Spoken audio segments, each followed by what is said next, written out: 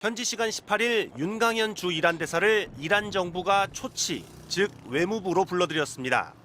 이란 외무부의 차관은 윤 대사에게 한국 대통령의 발언은 이 지역의 평화와 안보를 해치는 것과 같다면서 즉각적인 해명과 입장 정정을 함께 요구했습니다.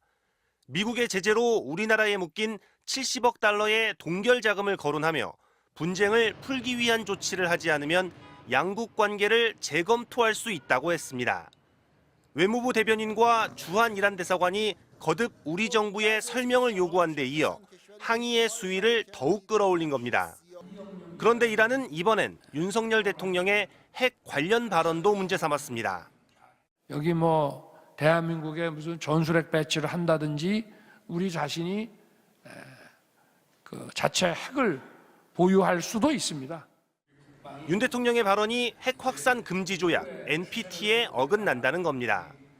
핵 개발 의혹으로 국제 제재를 받은 이란이 오히려 핵 문제를 들고 나오자 외교부도 즉각 주한 이란 대사를 불러들여 진화에 나섰습니다. 확장 억제의 실효성을 강화해 나가는 취지로 사실과 전혀 다르다는 것을 명확하게 지적합니다. 양국이 서로 대사를 초치한 상황 자체가 부담스러울 수 있지만 외교부는 직접 소통하는 게 중요한 상황이었다고 설명했습니다. 외교부는 또 이란에 대한 윤 대통령의 발언은 장병 격려 차원이고 이란의 국제관계와는 전혀 무관하다고 거듭 강조하면서 다만 이란의 동결 자금은 우리 정부 독자적으로 풀 수는 없다는 점도 함께 전달했습니다. MBC 뉴스 엄지인입니다. 외교부 홈페이지에 공개된 2023년 아랍에미리트 개황 자료입니다. 올해 1월 10일에 최신 자료가 올라왔습니다. 아랍에미리트와 이란과의 관계. UAE는 이란을 최대의 잠재적 위협으로 인식하면서도 실리적인 경제 관계를 구축하며 양국 관계를 관리해 나가는 중이라고 돼 있습니다. 특히 이란은 UAE의 주요 교역 파트너이자 최대 제수출 시장으로 양국 간 실질적인 경제 협력을 중시한다고 설명했습니다. 이 자료는 이번 윤석열 대통령의 순방을 취재하는 기자들에게도 배포됐습니다. 윤 대통령도 같은 취지의 자료를 보고받았을 것으로 보입니다. 저희가 행사별로 필요한 자료들을 다 보내드리고 있습니다. 하지만 윤 대통령의 당일 발언은 외교부 자료와 달랐습니다. UAE의 적은 가장 위협적인 국가는 이란이고 우리의 적은 북한입니다. 잠재적 위협에서 잠재적이란 말이 빠졌고 대신 적이라는 표현이 등장했습니다. 왜 이런 발언이 나오게 됐는지 대통령실은 따로 설명하지 않고 있습니다. 야당은 경위를 밝히라고 요구했습니다.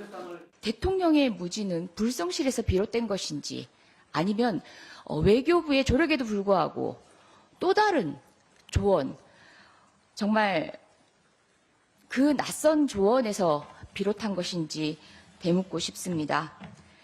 또 대통령에게 이란과의 관계 수습, 계속되는 외교 참사에 대한 사과, 그리고 외교라인 전면 쇄신을 요구했습니다. 여당 대표인 정진석 비대위원장은 질문이 나오자 외교당국에서 알아서 할 일이라고만 말했습니다. MBC 뉴스 신서아입니다. 지금 상황이 논란을 넘어서 수교 60년이 넘은 한국과 이란의 우호 관계까지 흔들까 우려가 되는 상황인데요. 외교부 취재하는 서혜영 기자와 함께 자세한 얘기 나눠보겠습니다. 자, 서 기자. 네. 말하자면 맞초치를 했습니다. 이란 외교부가 현지 우리 대사를 부르자 우리 외교부도 주한 이란 대사를 불러들였어요. 근데 성격은 좀 다르죠. 네, 보통 외국 대사를 불러들여 입장을 밝힐 때 초치했다라는 단어를 쓰는데요. 어려운 한자입니다. 네, 우리는 보통 일본 대사를 초치하는 일이 많다 보니까 네네. 초치는 항의를 위한 거구나 하고 생각을 하게 됩니다. 네.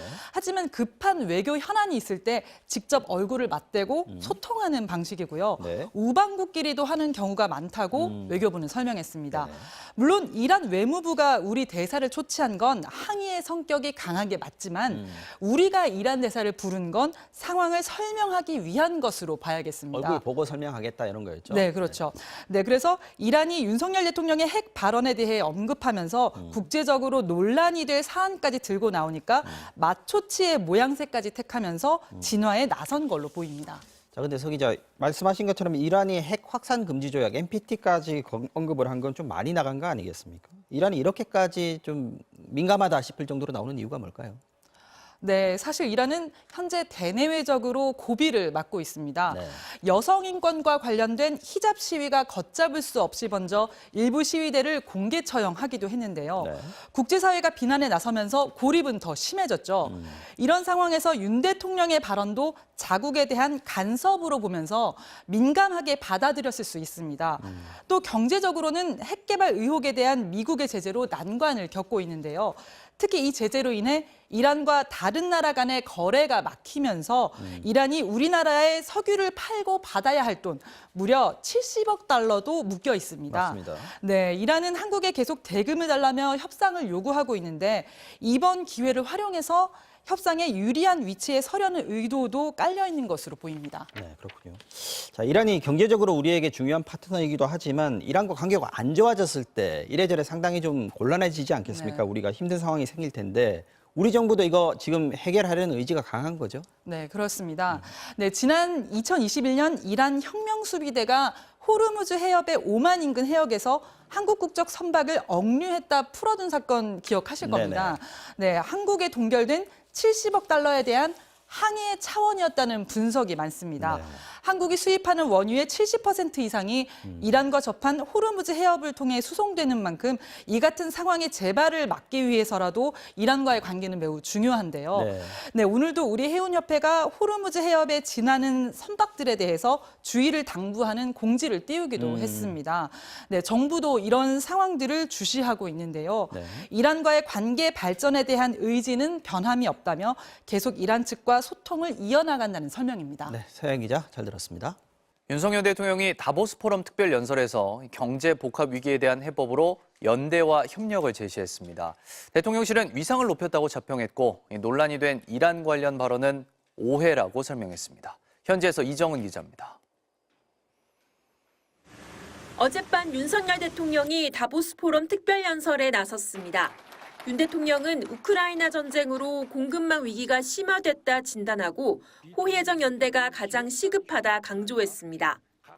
보편적 규범을 준수하면서 서로 신뢰할 수 있는 국가들과 함께 공급망의 안전을 위해 연대하고 협력할 것입니다. 또 보건 디지털 분야의 격차, 기후 위기를 과제로 진단하고 원전에 주목해야 한다며 문재인 정부와의 차별성을 강조했습니다. 다양한 수출과 협력을 통해서 이 청정 에너지인 원전이 주요 에너지원으로 쓰일 수 있도록 국제사회에서 노력을 하겠습니다. 대통령실은 윤 대통령이 국제문제 해법을 논의하는 다보스 포럼에 참석해 글로벌 중추국가로서 위상을 강화했다 자평했고 UAE에서 300억 달러 투자를 유치해 최대의 성과를 거뒀다고 설명했습니다. 한편 아크 부대에서의 이란 관련 발언에 대해 대통령실 고위 관계자는 장병들이 UAE의 안보 현실을 직시하며 열심히 근무하라는 취지의 말이었다고 기존 입장을 반복했습니다.